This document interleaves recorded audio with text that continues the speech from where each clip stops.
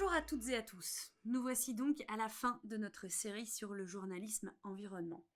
Avant de nous quitter, pensons au journalisme de demain, à ce journalisme qui renoue avec ses fondamentaux tout en s'enrichissant des outils techniques disponibles aujourd'hui. Les fondamentaux, les faits et encore les faits. Les vérifier en accordant du temps, en se rendant sur le terrain. C'est ça qui aboutira à un bon reportage. Pour ça, un journaliste dispose d'outils et de techniques indispensables comme le fact-checking dont on parle beaucoup à l'heure des réseaux sociaux. Vérifier de manière systématique l'exactitude des faits, les chiffres, les affirmations à travers des dates, des auteurs, des comparaisons des photos, des vidéos.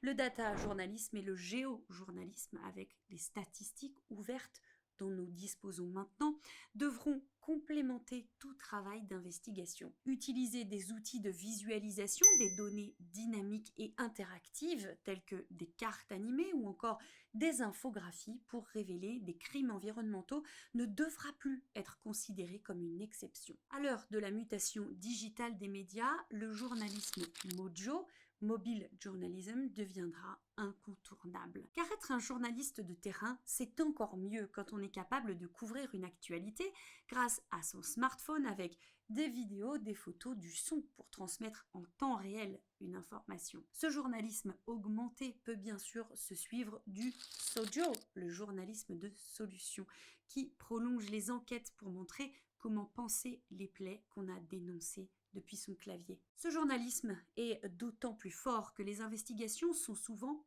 partagées. Enquêter en équipe de manière collaborative à l'image du consortium international des journalistes d'investigation, de Disclose en France, d'InfoNile en Afrique, de Forbidden Stories et de nombreux autres réseaux sera souvent plus impactant qu'une seule plume. Surtout dans des pays où il ne fait pas bon mettre en lumière les crimes écologiques. Pour finir, le journaliste de demain ne pourrait exister sans journaliste. Alors protégez-vous et n'hésitez pas à rentrer en lien avec Reporters sans frontières si besoin. Le journaliste environnement peut tout autant déranger que n'importe quel autre de ses confrères. Et toutes ces valeurs ajoutées que nous venons de citer ne seraient rien sans la plus importante, c'est-à-dire vous.